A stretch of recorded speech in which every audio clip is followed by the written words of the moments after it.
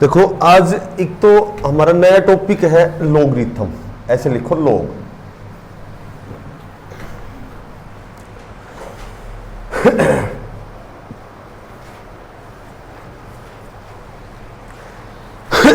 देखो लॉग में एक तो छोटी छोटी बात ये ध्यान रखनी है कि एक तो log m गुणा n बराबर होता है mn कर सकते हो, ये होता है log m plus log n। एक होता है log m बाई n, ये होता है log m minus log n। एक log 1 का मान हमेशा 0 होता है, log 100 का मान 2 होता है, log 1000 का मान 3 होता है। जितनी जीरो होती है उतने मान होते हैं। 1000, 10,000, 1 लाख, 10 लाख, जितनी जीरो वो उसका मान होता है।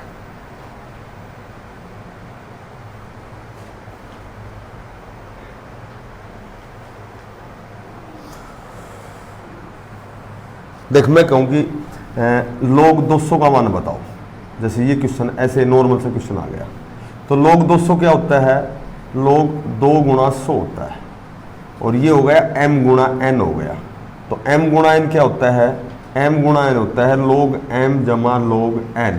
log m का मान क्या है, log m का मान क्या है, log 2 है, ठीक है। एक तो हो गया log 2 और एक हो गया log 100, और 100 का मतलब 2 जीरो, इसका मान तो हो गया 2, और log 2 का मान हमें दिया जाएगा। वैसे log 2 का मान ये 0.2744 होता है, log 3 का मान क्वेश्चन में दे देंगे, ये 0.3010 होता है। तो ये log 2 का मान लिखेंगे 0.2744, और इसमें 2 जोड़ेंगे तो इसका आंसर आएगा 2.2744, ऐसे लिखेंगे। log 2 का log 3 का मान दिया जाएगा, यानी कि log m बटा n बराबर log m minus log n होता है, और mn log गुणा में जुड़ता है और भाग में घटता है, और log 1 का मान 0 होता है, और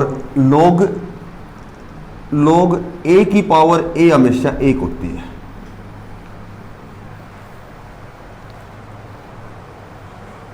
अगर वही बेस और वही आधार हो ना तो उसका मान 1 हो जाता है।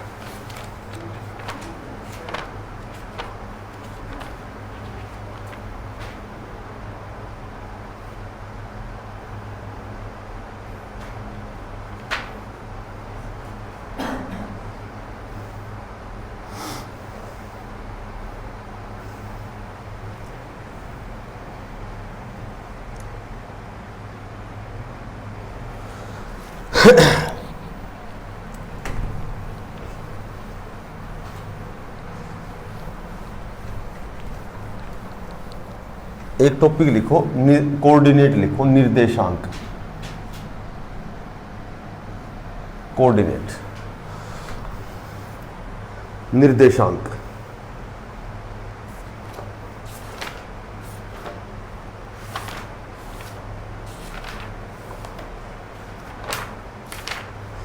निर्देशांक में एक तो दो बिंदुओं के बीच की दूरी पूछेंगे, जैसे ए बिंदु दे दिया 3 और 5, और बी बिंदु दे दिया 5 और 7, तो इसमें इन दोनों के बीच की दूरी पूछेंगे। बस यही क्वेश्चन आएगा तुम्हारे। बीच की दूरी कैसे निकालोगे, ये तो x1 हो गया, ये y1 हो गया, ये x2 हो गया, ये y2 हो गया।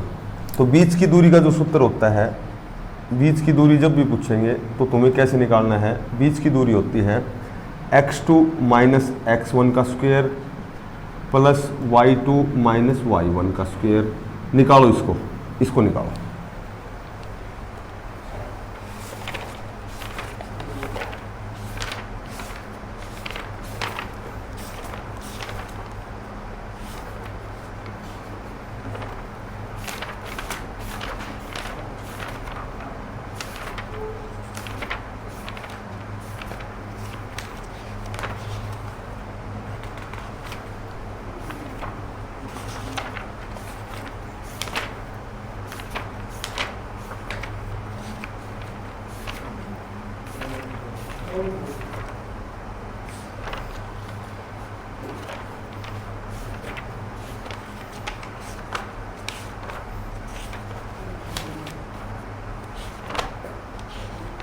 कितना है बंटी है?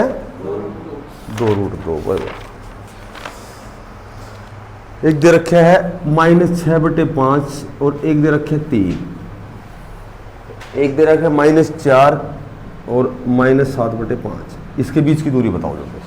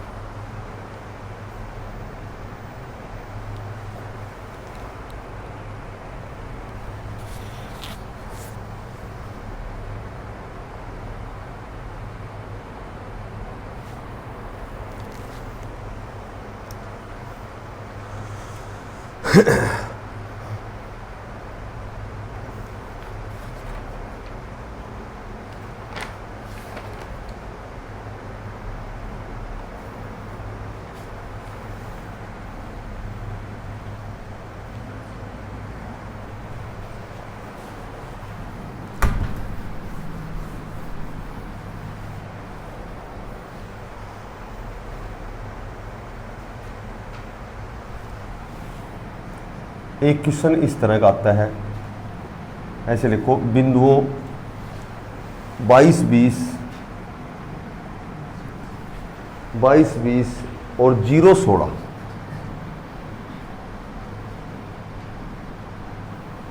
0, 16 को मिलाने वाली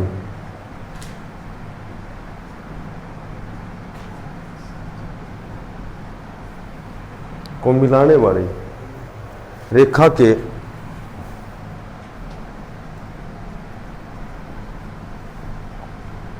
मध्य बिंदु के मिलाने वाली रेखा के मध्य बिंदु के निर्देशांक ज्ञात करो।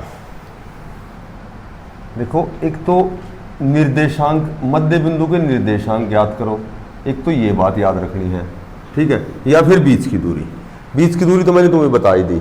x2 में से x1 घटा के स्क्वायर करेंगे, y2 में से y1 घटा के स्क्वायर करेंगे। एक दोनों, एक बिंदु यहाँ है, एक बिंदु यहाँ है, इन दोनों रेखाओं को मिलाने वाले मध्य बिंदु के निर्देशांक ज्ञात करने का एक तरीका होता है। दो निर्देशांक होते हैं, ये x1 हो गया, ये y1 हो गया, ये x2 हो गया, ये y2 हो गया। तो तुम्हें क्या करना है,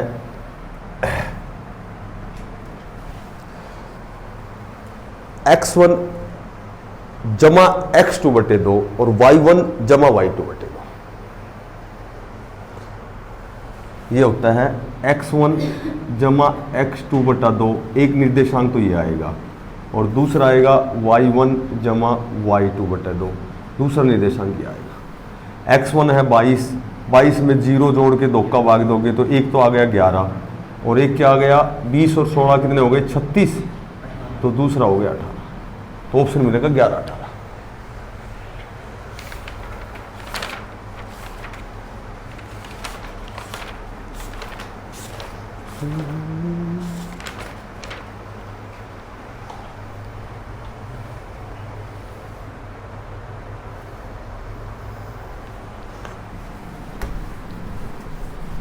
बस एक क्वेश्चन ही याद रखना कि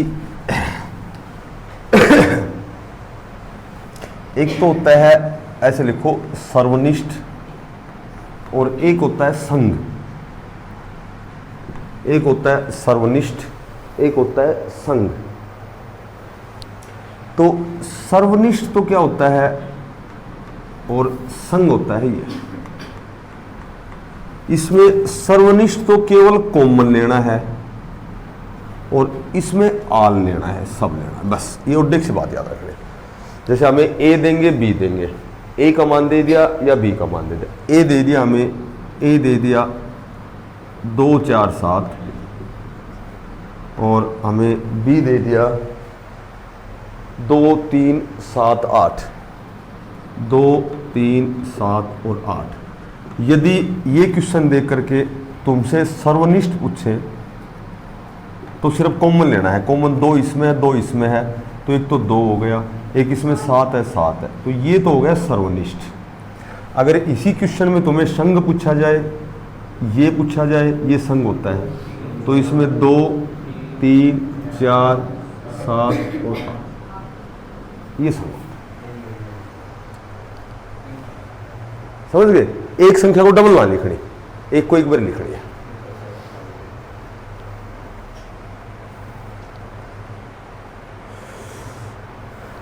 ऐसे लिखो, यदि दोनों समुच्चयों में, 2 समुच्चय दे रखे ए और बी, नोट करके लिखो एक लाइन, यदि दोनों समुच्चयों में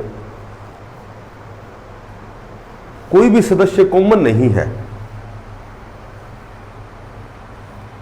यदि दोनों समुच्चयों में कोई भी सदस्य कॉमन नहीं है, तो इन दोनों को असंयुक्त समुच्चय कहा जाता है।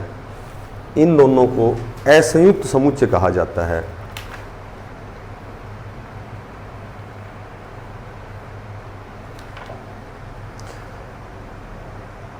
और इसको लिखते हैं कि ए सर्वनिष्ठ बी बराबर फाई। जब भी ये पूछा जाए ना तुमसे, तो इसमें तो 2 और 7 कॉमन थे, अगर कॉमन ना हो कुछ भी तो इसको इससे रिप्रेजेंट करते हैं। ये होता है सर्वनिष्ठ। ये नीचे वाला यू जो उल्टा यू होता है ये सर्वनिष्ठ होता है, और जो यू होता है ये संघ होता है। तो जब कोई भी चीज कॉमन नहीं होती तो वो संयुक्त समुच्चय होते हैं।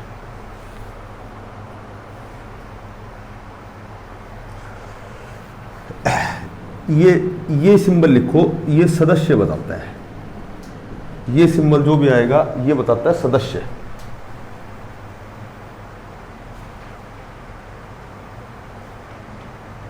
जैसे S बराबर हमें दे दिया, S बराबर ऐसे एक समुच्चय है 2 5 6 7 9, 2 5 6 7 9 ये दे दिया, तो इसका मतलब ये है कि 7 है, ये 7 सदस्य है S का। इसका मतलब ये होता है 7 सदस्य है S का।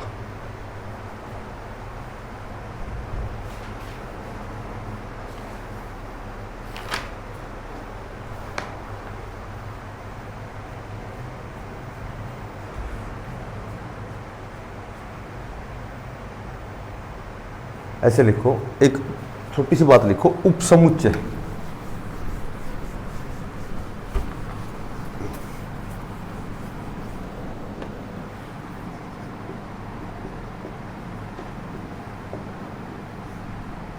उपसमुच्चय,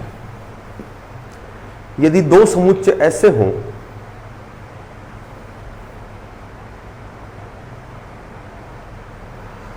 उपसमुच्चय, समुच्चय होता है सेट और ये होता है सबसेट।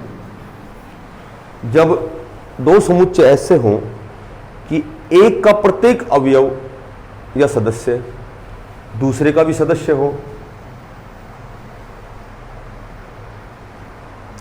यदि एक का प्रत्येक सदस्य दूसरे का भी सदस्य हो, तो प्रथम समुच्चय को दूसरे का उपसमुच्चय कहा जाता है।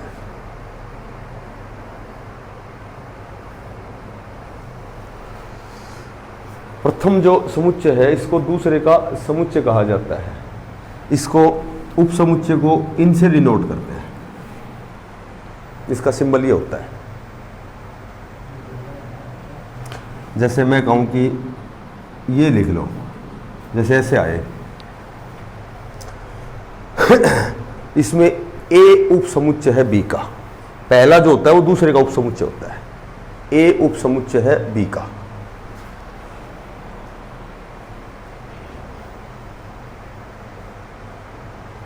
और जो पहला है, देखो ये सिंबल लगा दिया, ठीक है, ये सिंबल लगा दिया, तो इसमें ये ए है, ये तो बी का उपसमुच्चय है। और अगर पूछे कि भाई ये बी है, ये ए का क्या है, ये बी क्या है, ए का दूसरा पहले का क्या है, तो ये जो बी है ना, इसको अधिसमुच्चय बोलते हैं। दूसरे को अधिसमुच्चय बोलते हैं और पहले वाले को उपसमुच्चय बोलते हैं।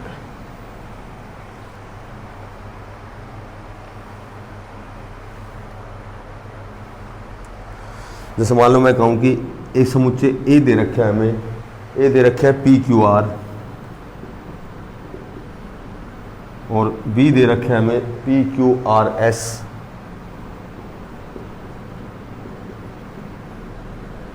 तो इसमें क्या है कि दोनों सदस्य आपस में मिलते हैं, ठीक है।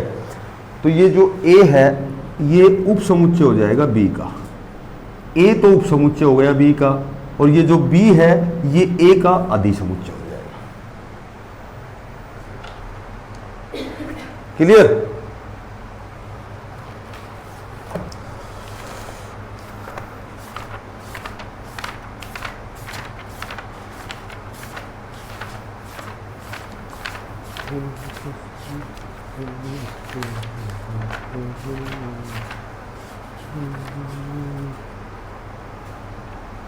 जल्दी से बताओ एक क्वेश्चन।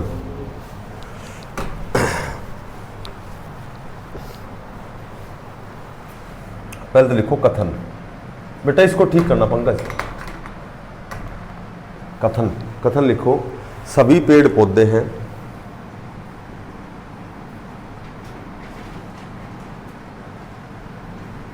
सभी पेड़ पौधे हैं और सभी पौधे हरे हैं। हमेशा पहले तो पहले वाले में देखा करो। इसका निष्कर्ष दे रखा है कि सभी हरे पौधे हैं।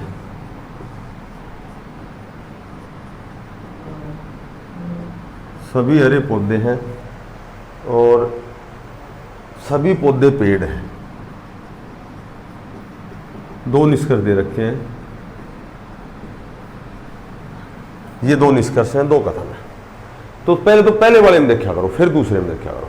अब सभी का मैंने बताया था 100% होता है, पौधे का 50% होता है, सभी पौधे 50 होता है और हरे 50 होता है। सभी हरे 100 हो गया, पौधे 50 हो गया, सभी पौधे 100 हो गया और पेड़ 50 हो गया। तो सबसे पहले कौन सा आएगा? दोनों गलत है भाई, ये तो समझ में आ गए तुम्हारे। यहाँ सभी हरे, हरे देखो हरे कहाँ है, ये हरे, हरे 50 है तो 50 वाला 100 को नहीं दे सकता, ये तो गलत हो गया। सभी पौधे 50 है, पौधे 50 वाला 100 को नहीं दे सकता, तो ये भी गलत हो। कमाल कर दिया भाई तुमने तो। मेरे साथ साथ लिखोगे। एक लास्ट टॉपिक बचा था, आज रीजनिंग बिल्कुल कंप्लीट कर दिया था। टॉपिक का नाम लिखो संकेत और अंकन।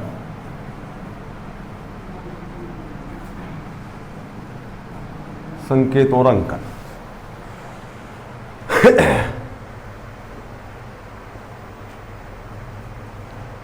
देखो निर्देश दे रखे हैं हमें, निर्देश दे रखा है कि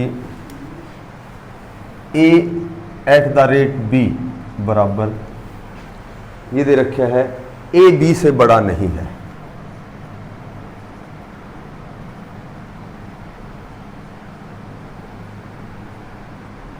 a b से बड़ा नहीं है। a@b a b से बड़ा नहीं है। इसका अर्थ है a b से छोटा नहीं है। इसका अर्थ है a b से छोटा नहीं है।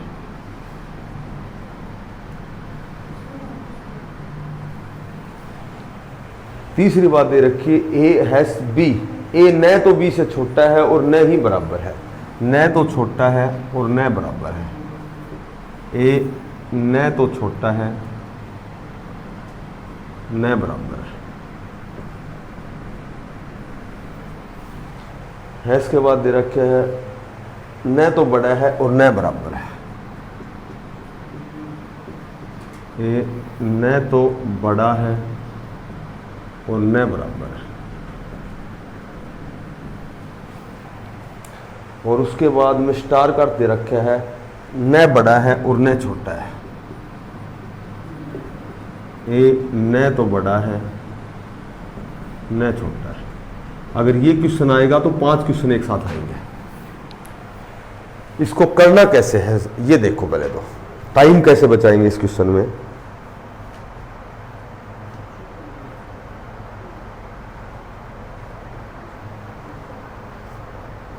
मेरी बात सुनो, इसमें पहले का संबंध बता रखा है, ए का बी से बता रखा है सभी में, पहले का ही बताते हैं, अमूमन पहले का ही बताया जाता है। ए बी से बड़ा नहीं है, ये पहले वाला ए हो गया, ये बी हो गया। अब ये कह रहा है कि जो ए है ये बी से बड़ा नहीं है, तो क्या हो गया, या तो छोटा हो गया या बराबर हो गया, या तो ए छोटा हो गया या बराबर हो गया। ये किसका अर्थ हो गया, ये इसका अर्थ हो गया, इसका अर्थ हो गया। ये 7 और 8 में 8 बड़ा है ना, तो 8 की तरफ ऐसे मुंह खुल जाएगा। तो ये है ए है पहले वाला, ये या तो छोटा है या बराबर है। इसका मतलब है ए बी से छोटा नहीं है, तो या तो ये बराबर है, सॉरी बड़ा है या बराबर है।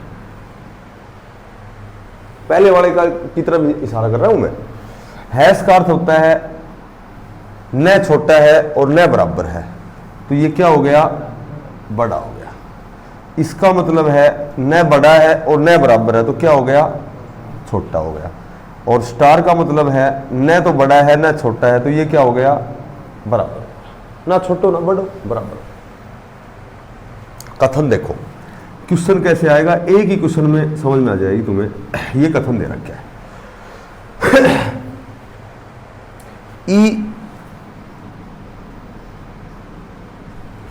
अच्छा, उसके बाद जे, उसके बाद एच, ये 3 तो दे दिए कथन। और इसके साथ निष्कर्ष, 2 हमेशा निष्कर्ष रहेंगे। निष्कर्ष दे रखे है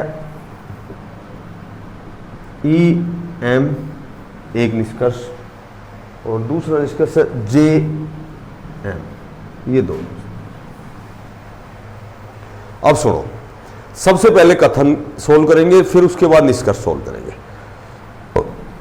ई जे, जे यहां मिलेगा तुम्हें, जे एच है तो एच यहां मिलेगा तुम्हें, तुम सीधा ऐसे लिख लो ई जे एच और एम, ठीक है। ई और जे के बीच में ये निशान है, इसका मतलब तुमने निकाल रखा है, ये लिख दिया। इस हैश का मतलब, इसका मतलब ये है, ये लिख दिया तुमने। इसका मतलब ये है, ये लिख दिया तुमने, ये लिख दिया, सिर्फ निशान पुट कर दिए।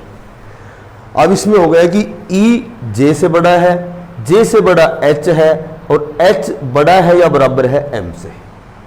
ये हो गया कथन। पहला निष्कर्ष देखो, जब तक क्लियर कट ना हो, जब तक असत्य बताना है तुम्हें, बिल्कुल क्लियर हो तो ही सत्य बताना, ये नहीं कि ये ऐसे नहीं करना। जैसे ई, पहला निष्कर्ष है ई एस एम। अब ये देखो, एस की जगह क्या लिखेंगे, ई बड़ा है एम से। देखो ई एम से बड़ा है क्या, एम से एच बड़ा है, एच जे से बड़ा है, जे से ई बड़ा है, तो जरूरी नहीं कि एम से ई बड़ा हो। तो इसका मतलब ये कथन, ये निष्कर्ष असत्य है जब तक क्लियर कट ना हो। जे एस एम, देखो जे बड़ा है एम से, देखो जे बड़ा है क्या एम से,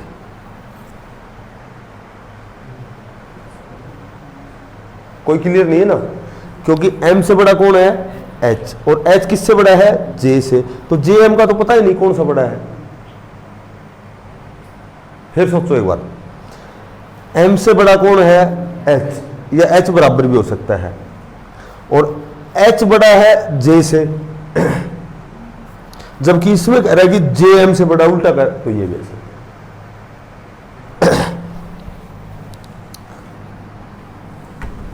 एक था रात से करो, लिखो एम के डी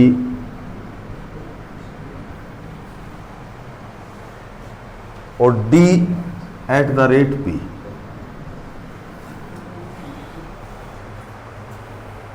निष्कर्ष है एम ए पी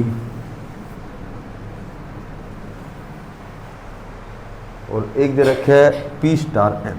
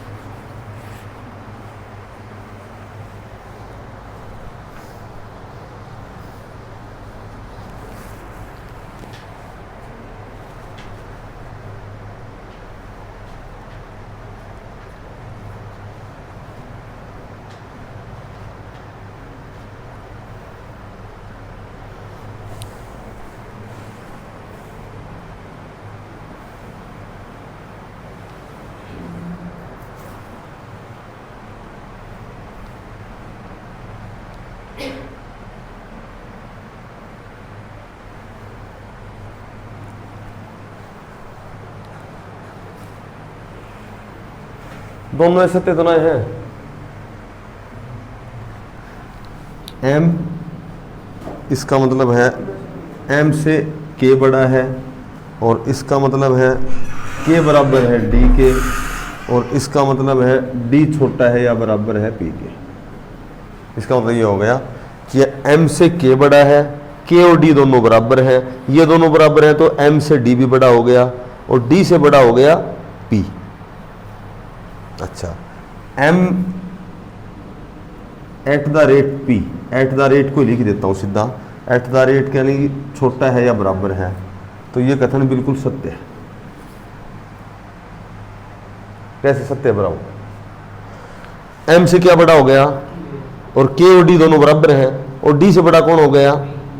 तो इन दोनों से जब ये बड़ा हो गया, बराबर हो गया, तो m से तो बड़ा अपने आप ही हो गया। पहला तो सत्य है। दूसरा है p स्टार m, इसका मतलब है कि p और m दोनों बराबर हैं। ये गलत हो गया, ये गलत। तो देखो प्रैक्टिस से ही समझ में आओगी। ये टॉपिक जब घर जाएगा, कोई किताब उठाएगा, जब ये करोगा ना घंटे डेढ़ घंटा यानी प्रैक्टिस करोगा ना, 2-3 क्वेश्चन सोल्व करोगा, तो कोई बात क्लियर रह जाएगी अपना भी। एक तो ये सिंबल लगाना आना चाहिए था ना, कैसे लगी से सिंबल, और फिर वो पुट करना ही बस, और कुछ ना करना। पर वही है कि इसमें समय लगेगा, पर समय लगेगा तो क्वेश्चन 5 आएंगे कम से कम, नंबर 5 बढ़ाएंगे ना, समझे? आते हैं चूंकि ये बैंक पीओ में, या कोई अध्यापक लेवल की भर्ती है उसमें, या फिर SI इस लेवल तक आते हैं। जिड्डी लेवल में तो ये क्वेश्चन नहीं आते, इसलिए मैंने छोड़ रखा था ये टॉपिक। पर मैं उसके से कुदरती पता नहीं, हरियाणा में ऐसे ही क्वेश्चन एक्स्ट्रा भी बना दीजिए।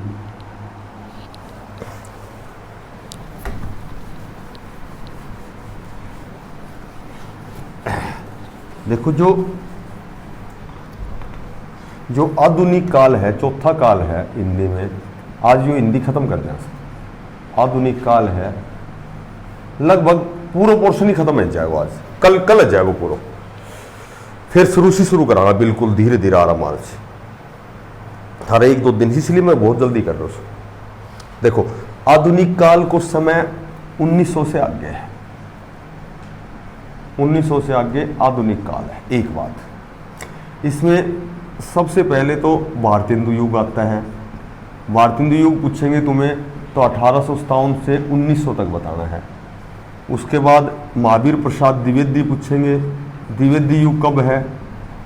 ये द्विवेदी युग है महावीर प्रसाद द्विवेदी के नाम से।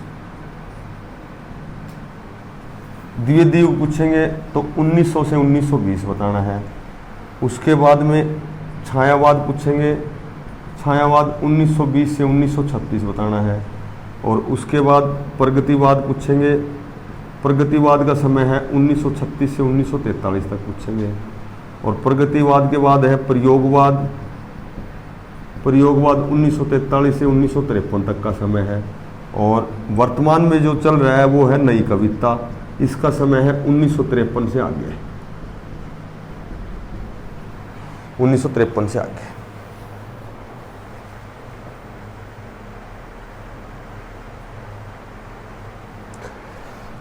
इसमें इधर लिखो रचनाएं और इधर लिखो कवि या लेखक। सबसे इंपॉर्टेंट रचना तो आती है प्रिय प्रवास।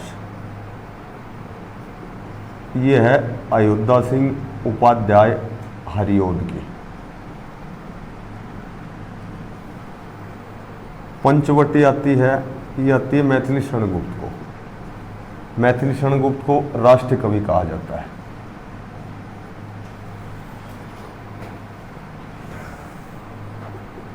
फिर एक आती है कामायनी, ये आती है जयशंकर प्रसाद की। कामायनी जयशंकर प्रसाद की। और उसके बाद एक किसान, एक भारत दुर्दशा, ये दोनों आती हैं गुप्त की।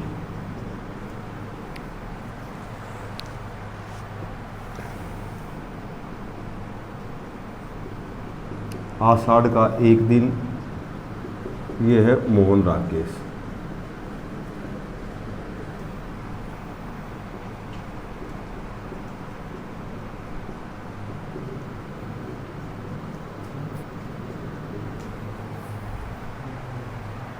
सूरज का सातवां घोड़ा धर्मवीर भारती।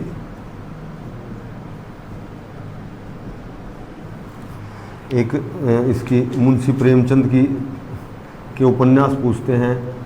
करबला, काबा, गबन, गोदान, प्रेमाश्रम,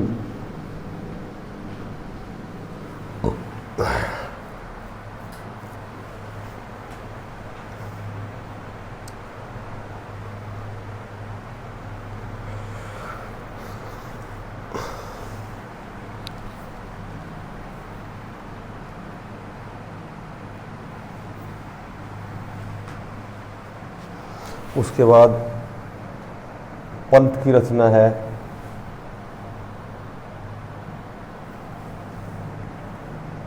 युगधारा,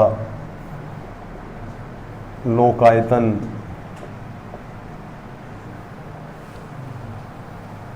उत्तरा, वाणी, चिदंबरा,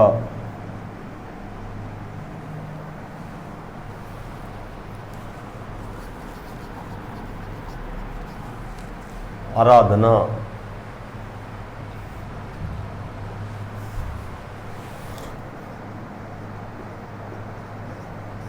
महादेव वर्मा की रचना है दीप शिखा,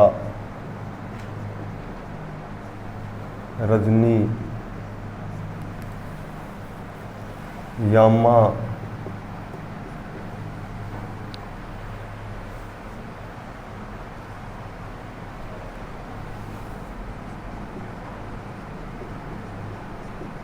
जयशंकर प्रसाद की है लहर, झरना,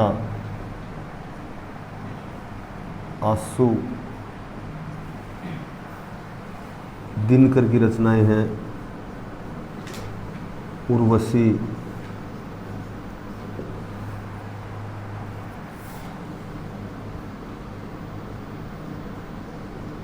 दिल्ली,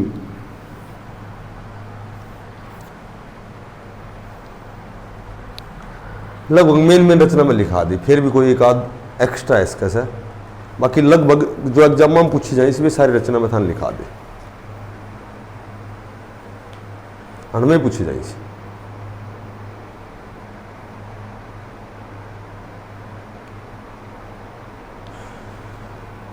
एक ऐसे लिखो, प्रकृति का सुकुमार कवि पंत है। प्रकृति का सुकुमार कवि पंत है।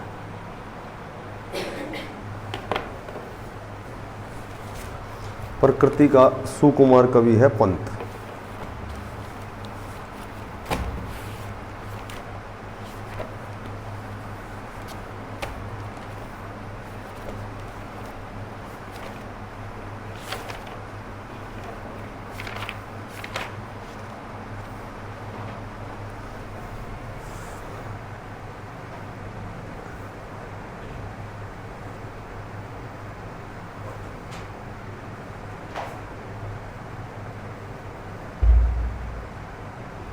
किसने कहा है कि 1857 की जो क्रांति है, किसने कहा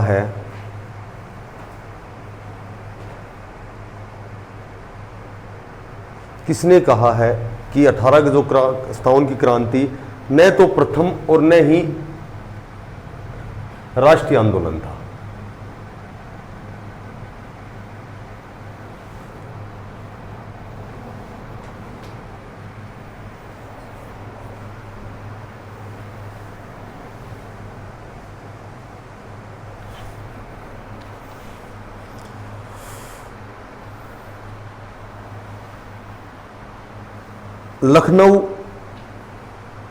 लखनऊ में जो नेतृत्व करता था वो कौन था?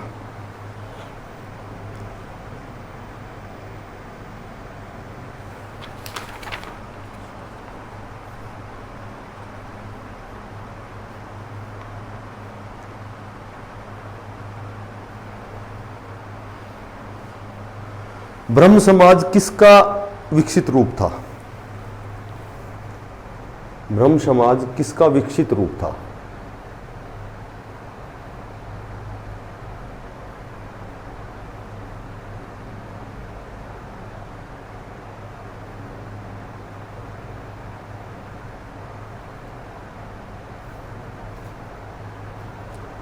प्रार्थना समाज का मुख्य उद्देश्य क्या था? प्रार्थना समाज का मुख्य उद्देश्य क्या था?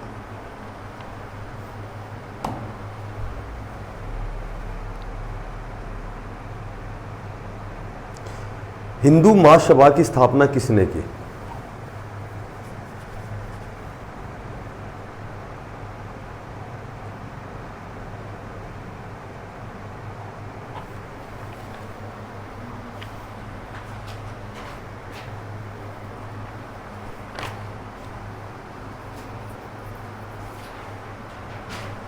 सुभाष चंद्र बोस ने फॉरवर्ड ब्लॉक की स्थापना कब की?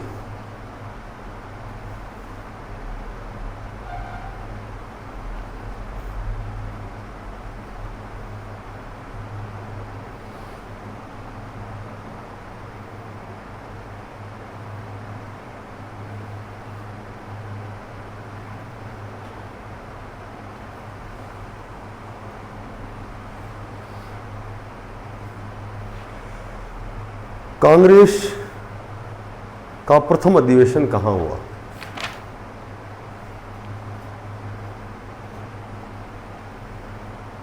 स्वराज्य मेरा जन्मसिद्ध अधिकार है, यह नारा किसने दिया?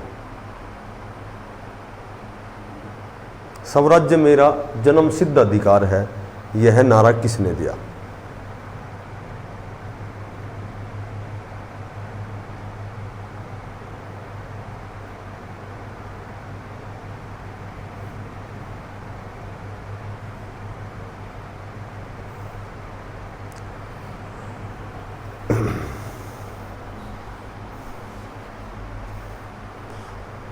साबरमती आश्रम की स्थापना किसने और कब की?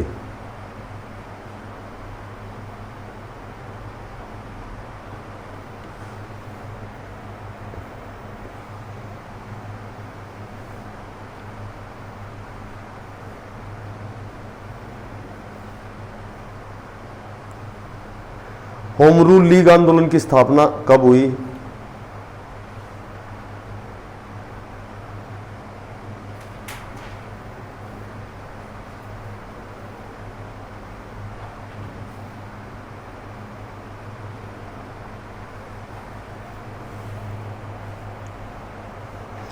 चोरा चोरी की घटना कब हुई?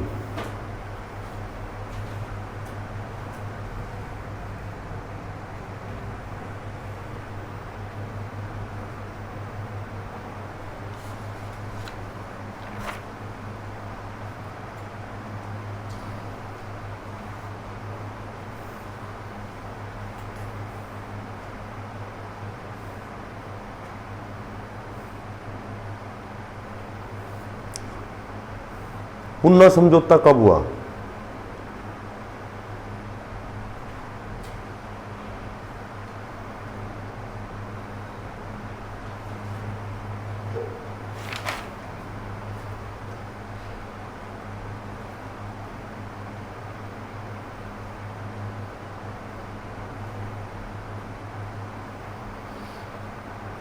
भारत छोड़ो आंदोलन कब हुआ?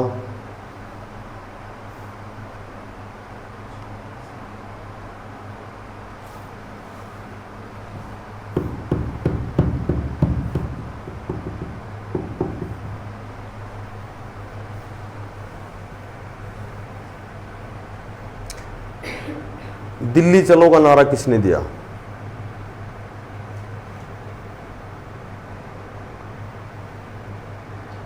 नौसेना का विद्रोह कब हुआ?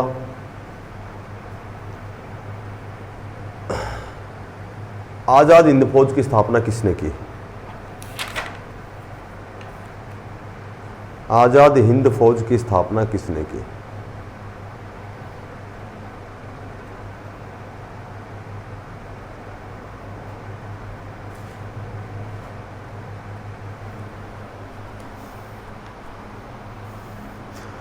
सत्याग्रह का प्रयोग सबसे पहले किसने किया? सत्याग्रह का प्रयोग सबसे पहले किसने किया? सत्याग्रह।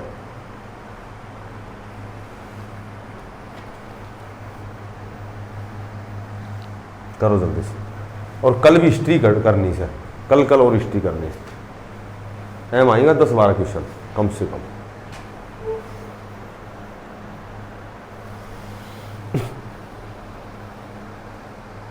प्रशांत तो कर भी दिया।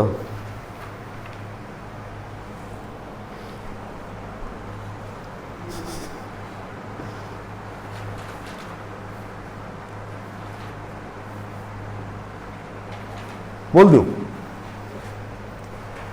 ये तो कहा था कि आरसी मजूमदार ने कहा था, ना तो ये प्रथम था और ना ही राष्ट्रीय था, ये कहा था आरसी मजूमदार ने। और जो जॉन लॉरेंस थो उन कहे थो यो 1857 की क्रांति तो केवल एक सिपाही विद्रोह है बस, और कुछ भी बोला। सर जॉन लॉरेंस ने कहा था कि ये तो एक सिपाही विद्रोह है केवल, क्योंकि मेरठ छावनी में एक विद्रोह हुआ था, मंगल पांडे ने किया था। दिल्ली में था बहादुर शाह जफर और बख्त खान, लखनऊ में नेतृत्व करता था बेगम हजरत महल, कानपुर में था नाना साहिब, झांसी में रानी लक्ष्मीबाई, ग्वालियर में तात्या टोपे, फैजाबाद में अहमदुल्ला, बरेली में खान बहादुर और बिहार में कुंवर सिंह। कन्फर्म एक क्वेश्चन आता है इसमें से एग्जाम में, हर एग्जाम में, ये याद कर लेना कन्फर्म। नेक्स्ट क्वेश्चन बोलो। ब्रह्म समाज का जो प्राचीन रूप था आत्मीय सभा, 1814 में कलकत्ता में स्थापना हुई थी, आत्मीय सभा, उसी से ये ब्रह्म समाज बना था, जिसकी राजा राम मोहन राय ने 1828 में स्थापना की थी। राजा राम मोहन राय को भारतीय पुनर्जागरण का जनक कहा जाता है, इसको भारतीय पुनर्जागरण का जनक कहा जाता है। इसने सती प्रथा का अंत किया था, विधवा विवाह को प्रोत्साहन दिया था। प्रार्थना समाज की स्थापना 1867 में मुंबई में की थी आत्माराम पांडुरंग ने। इसका जो उद्देश्य था स्त्री को शिक्षा देना और जो विधवा विवाह था उसको दोबारा शुरू करना। सती प्रथा का अंत हो गया था, ब्रह्म समाज में हो गया था, इसने विधवा विवाह को पुनः शादी करने के लिए प्रोत्साहित किया था। नेक्स्ट बोलो। हिंदू महासभा की स्थापना हुई थी 1915 में, मदन मोहन मालवीय ने की थी, और ये की थी हरिद्वार में। मदन मोहन मालवीय ने इसकी स्थापना की थी और ये की थी हरिद्वार में। नेक्स्ट बोलो।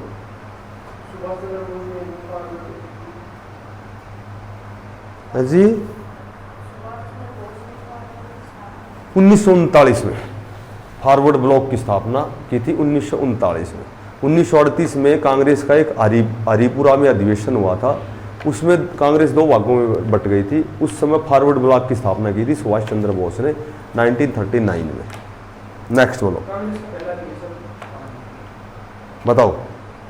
मुंबई में गोकुलदास तेजपाल स्कूल में हुआ था।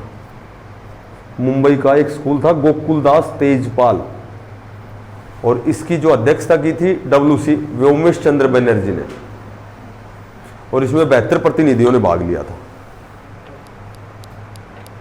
इसकी स्थापना हुई थी A.O. अयूम ने की थी 1885 में, कांग्रेस की। नेक्स्ट बोलो।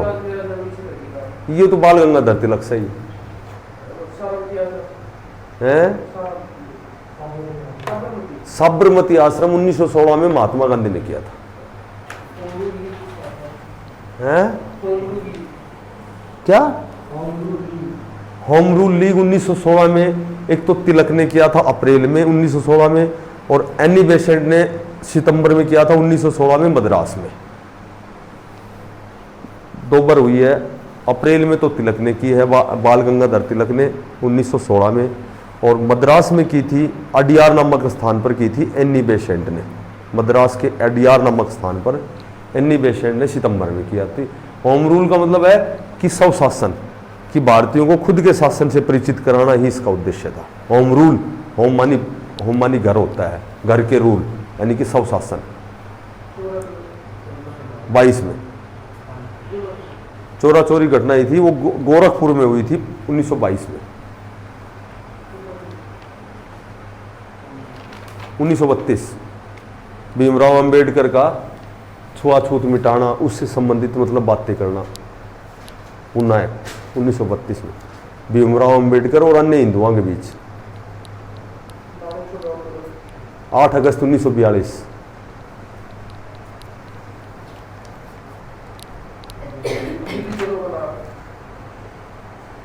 दिल्ली चलो को नारा दिया था जवाहरलाल नेहरू ने।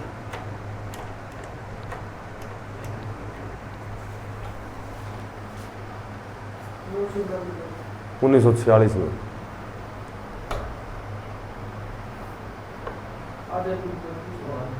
उन्नीस सौ 43 में सिंगापुर में सुभाष चंद्र बोस ने, 43 में सिंगापुर में।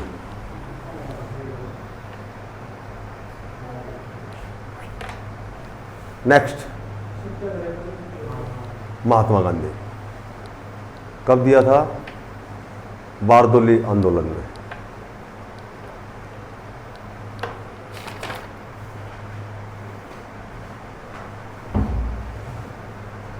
महात्मा गांधी के गुरु का नाम क्या था? गोपाल कृष्ण गोखले। आज हिस्ट्री और पढ़ो, यह हिस्ट्री है ना या मेंस है, 10-12 क्वेश्चन आएगा। थारी क्लास है ना। हाँ